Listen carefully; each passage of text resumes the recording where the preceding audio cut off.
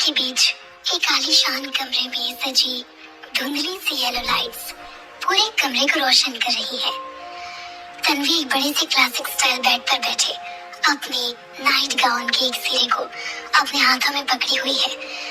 यूं तो उसे कभी किसी बात का डर नहीं था, पर अपनी जिंदगी के इस नए मोड़ पर उसका मन आज बहुत घबरा रहा था। वो बेचैन होकर कमरे की दूसरी ओर देखती है, जहाँ से बाथरूम में बहते पानी की आवाज आ रही थी, जिसे सुनकर उसके दिल की धड़कनें और तेज हो रही थी। तभी बाथरूम का दरवाजा खोलकर विद्युत बाहर आता है। उसके लंबे कद और डैशिंग पर्सनालिटी के आगे वो आलीशान सा कमरा भी छोटा नजर आने लगता है। विद्युत को देखते ही तन्वी का दिल जोर से धड़कता है और वो घबरा कर बिस्तर से उठ जाती है।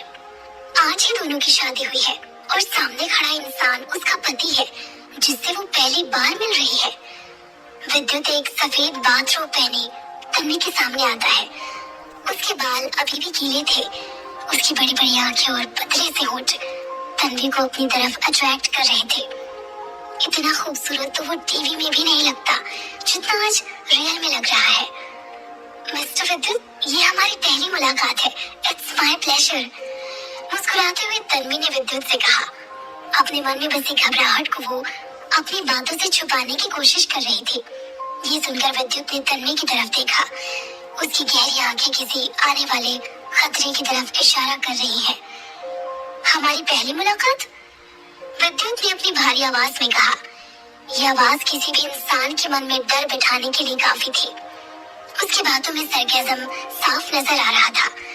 इससे पहले कि तन्वी उसकी बातों का मतलब समझ पाती, विद्युत अचानक से कमरे की लाइट्स ऑफ कर देता है। कमरे में हुए अचानक अंधेरे से तन्वी घबरा जाती है और अगले ही पल उसे महसूस होता है कि किसी ने उसकी कमर को कस के जकड़ लिया हो। तन्वी को बिस्तर पर गिराकर विद्युत धीरे धीरे उसके पास आता है। विद्युत की स्ट्रॉन्ग मैनली सेंट तन्वी को उसके करीब आने का एहसास कराती है। विद्युत तन्वी के पास आकर उसे काफी बुरी तरह ट्रीट करता है। बिना उससे पूछे विद्युत अपनी हरकतों पर उतर आता है। यहाँ तक कि वो तन्वी को हाथ लगाने से पहले उसकी रजामंदी भी नहीं पूछता। उसकी हरकतें देखकर ऐसा लगता है जैसे वो अपना पूरा जोर तन्वी पर आजमा रहा हो। शादी की पहली रात ही विद्युत का ऐसा रवैया देखकर तन्वी को ऐसा लगता है जैसे उसे किसी बात की सजा दी जा रही हो। तन्वी चुपचाप उस तमाशे को सहती रही है। कुछ देर बाद विद्युत के रुकते ही तन्वी बेजान सी होकर बिस्तर की दूसरी तरफ लेट जाती है।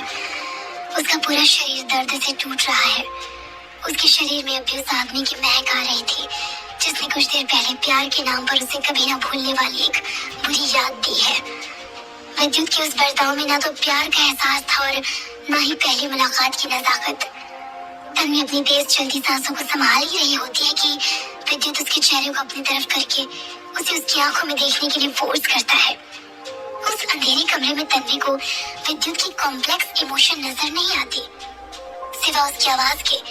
विद्युत अपनी भारी आवाज में तन्वी को वार्न करते हुए उससे कहता है, मिस तन्वी, हमारी शादी के बाद किसी और को पता चले ये मुझे बिल्कुल बर्दाश्त नहीं होगा। मैं नहीं चाहता कि हमारे तलाक के बाद मेरा नाम तुम्हारे नाम से जुड़ा जाए। विद्युत की बातें सुन तन्वी पूरी तरह से शॉक्ड हो जाती है। उन दोनों ने अभी तक एक दूसरे को ठीक से जाना भी नहीं था और विद्युत उन दोनों के अलग होने की बात कर रहा है।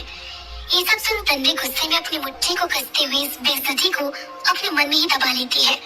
हाँ, ये बात सच है कि ये शादी उसके लिए भी सिर्फ एक सौदा थी। विद्युत को तन्वी से एक बच्चा चाहिए और तन्वी को पैसों की सख्त जरूरत है। इस बात में कुछ भी गलत नहीं है कि विद्युत तन्वी को उनकी शादी को छुपाए रखने के लिए कहे। मिस्टर विद्युत, आप इस बारे में फिक्र मत कीजिए। लंबी सांस लेते हुए तन्वी जवाब देती है। तन्वी और कर भी क्या सकती थी, उसकी नजरें अभी भी झुकी हुई है। तन्वी की बात सुनकर विद्युत बिस्तर से उठकर बिना कुछ बोले बाथरूम की तरफ चला जाता है और कुछ ही देर में तैयार होकर तन्वी को कमरे में अकेला छोड़कर कमरे से बाहर निकल जाता है। विद्युत की गाड़ी की आवाज सुनकर तन्वी समझ जाती है कि उसे अपनी शादी की पहली रात में बिल्कुल अकेला छोड़कर वो जा चुका है। तन्वी उदास होकर बिस्तर पर लेट जाती है। कुछ वक्त बाद वो अपने बगल पड़ी चादर में खुद को समेटकर सो जाती है। आधी रात में तन्वी के बेड के बगल रखा उसका फोन कई बार ब्लिंक कर चुका होता है।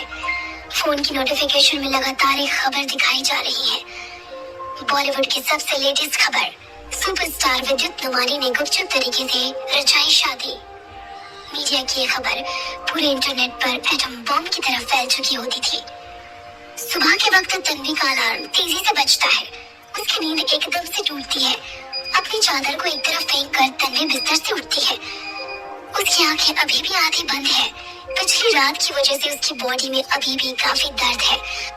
अचानक तन्वी को किसी चीज की ठोकर लगती है और वो मुंह के बल जमीन पर गिर पड़ती है। अपनी आंखों को खोलते हुए उसकी नजर सबसे पहले जमीन पर बिछे कारपेट पर जाती है।